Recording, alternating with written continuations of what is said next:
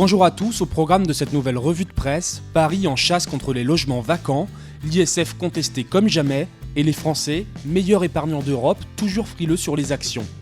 À Paris, il y aurait 100 000 logements vacants, dont 40 000 ne sont même plus raccordés au réseau électrique, explique Nicolas Bonnet-Oulalge aux Échos. Une situation inacceptable pour le président du groupe communiste au Conseil de Paris, qui devrait demander cette semaine à Anne Hidalgo de relever sensiblement la fiscalité des résidences secondaires et des logements vacants. But de la manœuvre, pousser les propriétaires à remettre leurs biens sur le marché de la location ou de la vente. Une idée qui fait réfléchir le gouvernement.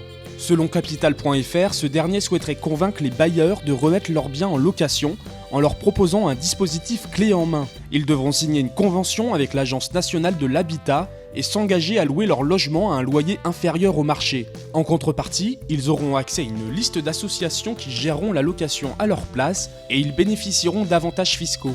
Ce dispositif devrait être présenté pour la prochaine loi de finances.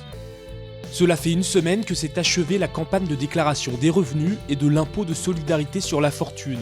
Au total, la Direction générale des finances publiques a enregistré 342 942 déclarations d'ISF cette année, pour 13 000 assujettis de plus sur un an, peut-on lire sur bourserama.com. Pourtant, le montant récolté par le fisc grâce à cet impôt patine, explique Le Point. Cette année, l'ISF devrait rapporter 5,22 milliards d'euros, contre 5,19 l'année dernière. Et cet impôt censé toucher les contribuables les plus riches ne remplit pas toujours son rôle. Parmi les 50 plus grandes fortunes de France, 11 échappent à cet impôt grâce à divers mécanismes fiscaux. À la droite de l'échiquier politique, l'ISF est plus que jamais dans le viseur. Les principaux candidats à la primaire se sont déjà prononcés pour sa suppression.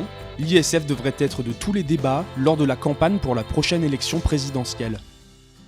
Les Français, champions d'Europe de l'épargne. Selon une étude de la société de gestion d'actifs BlackRock relayée par Le Figaro, les habitants de l'Hexagone sont 87% à détenir un produit d'épargne contre 83% en Belgique et 79% au Royaume-Uni. Mais seulement 33% d'entre eux ont investi dans des actions, loin des Suédois qui sont 61% à en posséder dans leur portefeuille. Une situation qui a pour effet de réduire considérablement le rendement de l'épargne des Français qui en ont bien conscience. Pour BlackRock, pas de secret, le salut passe par le conseil. Apprend-on surtout sur mesfinances.com. Si un Français sur deux n'a jamais fait appel au service d'un conseil financier, ceux qui ont franchi le pas sont 40% à s'estimer bien préparés financièrement pour leur retraite, contre 20% pour les autres. C'est tout pour cette nouvelle revue de presse, on se retrouve très vite pour un nouveau point sur l'actualité des finances.